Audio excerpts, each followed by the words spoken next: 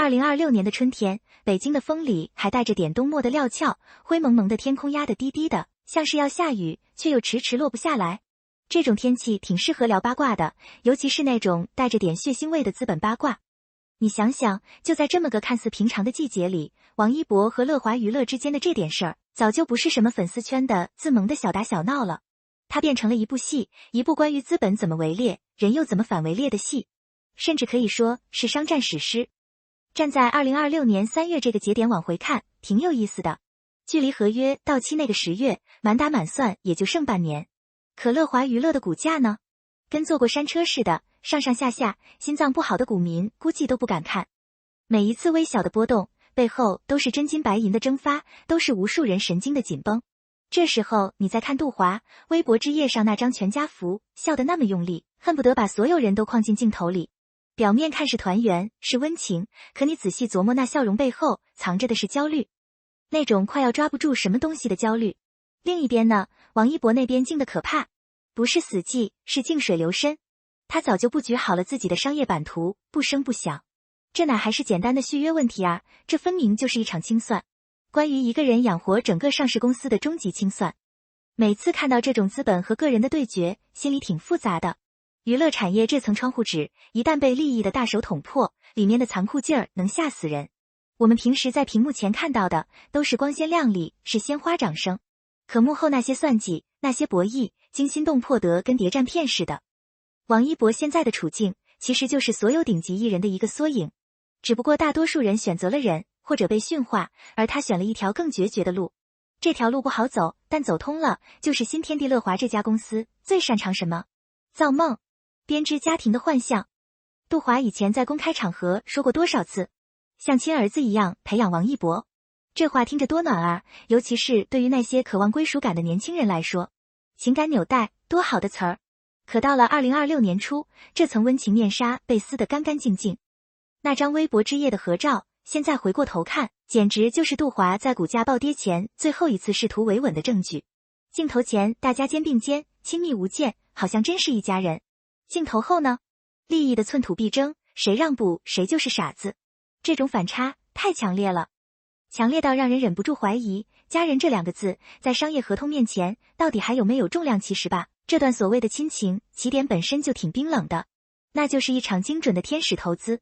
你想想2011年，那时候王一博才多大？13岁。河南洛阳的街舞比赛被星探发掘，那时候的他眼神清澈的像水，就是个爱跳舞的普通少年，对未来可能连个模糊的概念都没有。乐华把他送去韩国 YG 娱乐，那是出了名的地狱式训练，4年啊。这4年是乐华的原始资本积累期，可也是王一博青春最沉重的代价。2014年出道，17岁 UNIQ 竹领舞 EOEO 拿奖，初露锋芒。可那几年他在韩国怎么过的？语言不通，训练高压，出道无期。一个未成年孩子在那种环境里承受的心理压力，咱们普通人很难想象，心里总难免泛起一丝酸楚。真的，13岁本该是在父母膝下撒娇，在学校里跟同学打闹的年纪，他却被迫提前进入了成人世界的残酷竞技场。资本看重的是他的天赋，是潜力，可这份天赋的打磨过程是他独自吞咽的孤独和汗水。所谓的培养，说白了更像是一场风险投资，只是这笔投资的成本是孩子的童年。这公平吗？那时候他没得选，但现在他有的选了。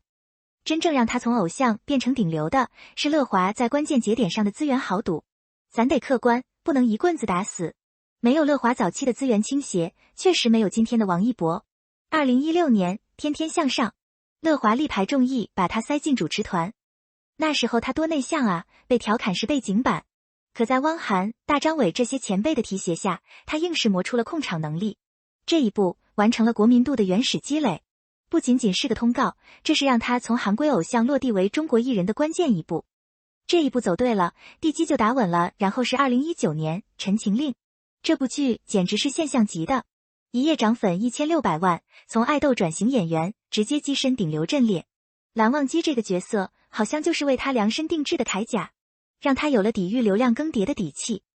可以说，乐华在他成长的前半程确实扮演了推手的角色，这点的认。但问题出在哪儿呢？出在心态滞后。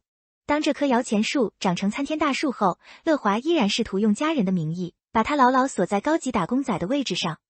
这就好比孩子已经成年了，能养家了，家长还想着让他把工资全上交，只给点零花钱。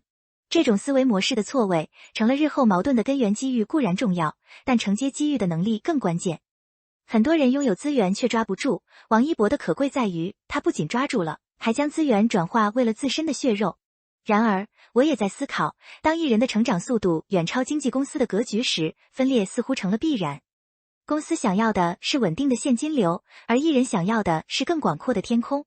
这种根本诉求的错位，注定了家人叙事的崩塌。迟早的事，数据是最不会骗人的，虽然它冷冰冰。2024年，乐华总营收7.65亿，王一博一人独扛4.59亿，占比突破60%。这意味着什么？意味着乐华这家公司本质上就是王一博无限公司。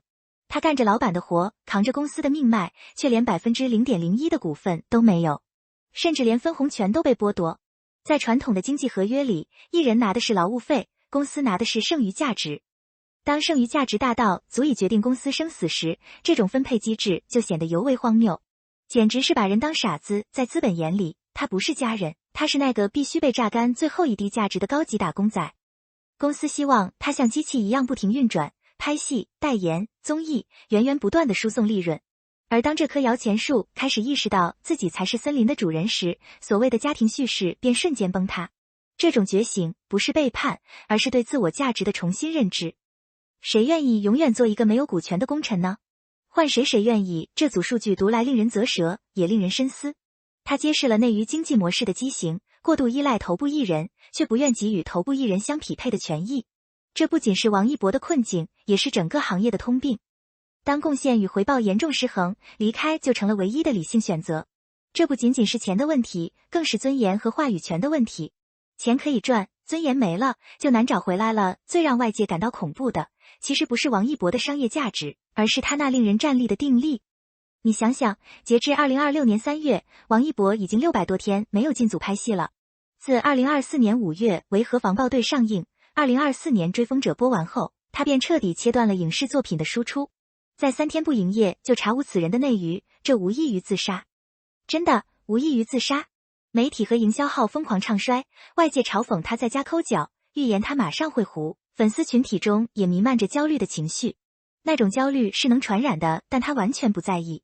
这点最狠，他拒绝了12档 S 级综艺，推掉了5部偶像剧，转头去拍户外真人探险节目，探索心境。他在岩壁上历劫，在深海中前行，在赛车场上轰鸣。这种我行我素的背后，是一个强大到可怕的内核。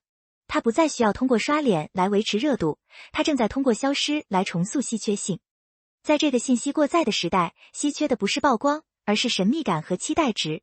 你越是天天见，越觉得也就那样；你越是见不着，越想见这600天的沉默。是我觉得王一博最狠的地方。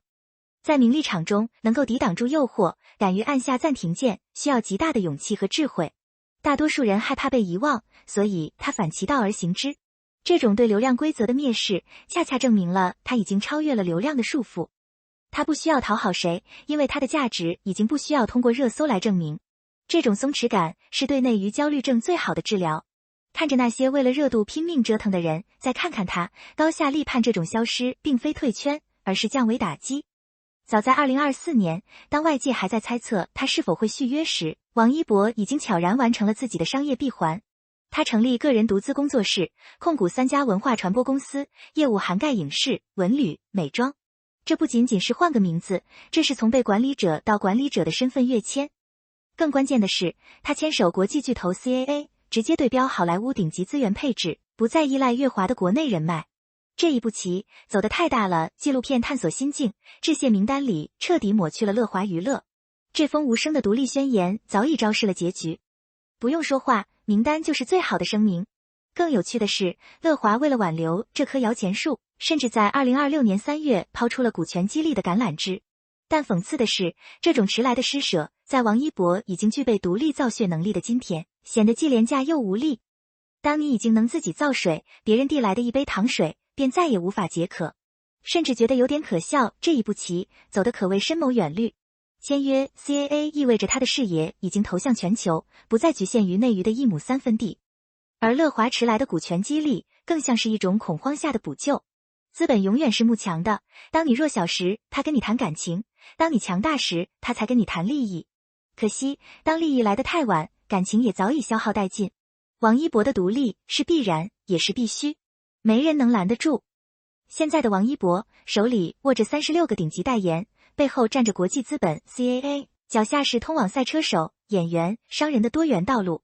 即使自降曝光到几近退圈，他依然是那个只要出现就霸占热搜的男人。出席时尚盛典，他依旧稳坐 C 位，只要现身，依然是全网焦点。这种什么都不用做，顶流桂冠谁也拿不走的松弛感，才是对内娱流量规则最大的嘲讽。你忙活半天，不如人家歇半年，这场博弈从一开始就不是对等的。乐华还在用旧时代的经济合约试图锁住新时代的超级 IP， 而王一博早已站在了更高的维度，俯瞰着这场资本的残局。他证明了，真正的顶流不是靠公司捧出来的，而是靠作品、人格魅力和商业智慧立住的。他的转型路径正在被业内视为顶流教科书，告诉后来者，艺人不仅仅是商品，更可以是资本本身。这观念的转变比什么都重要。看着王一博如今的局面，我深感欣慰。他走出了一条属于中国艺人的新路径，不依附，不妥协，自我掌控。这不仅仅是他个人的胜利，或许也会推动整个行业经济模式的改革。当艺人拥有了更多的话语权，创作环境或许会变得更加健康。我们期待看到更多像他一样的艺人能够掌握自己的命运，而不是成为资本棋盘上的棋子。行业需要活水，需要这种打破僵局的人。一句话总结，600多天的神隐不是退步。当雏鹰长成鲲鹏，那个曾经遮风挡雨的屋檐，终究再也容不下它的翅膀。2026年的这场博弈，注定会载入中国娱乐产业的史册。它标志着流量明星时代的终结和艺人资本化时代的开启。王一博用6年的隐忍和600天的沉默，换来了余生的自由。这买卖划算，王一博的时代才刚刚开始。未来的路或许依然充满挑战，商业的战场比娱乐圈更为凶险，但他已经证明了自己在逆境中生存的能力。我们作为观众，或许不再能频繁地在屏幕上看到他，但每一次他的出现都必将更加耀眼，因为他不再是谁的太子，他是自己的王。这种身份的转变才是最迷人的。文章写到这里，心中竟有一种尘埃落定的感觉。王一博的故事像是一部励志电影，但比电影更真实。他告诉我们，成长就是一场不断的告别，告别依赖，告别舒适区，告别那些不再匹配的关系。虽然乐华与他的分道扬镳令人唏嘘，但这或许是双方最好的结局。祝福王一博在更广阔的天地里继续乘风破浪，也希望这个行业能少一些算计，多一些对才华的尊重。毕竟只有土壤健康了，才能长出真正的参天大树。咱们作为看客也能跟着沾光，看到更多好作品，不是吗？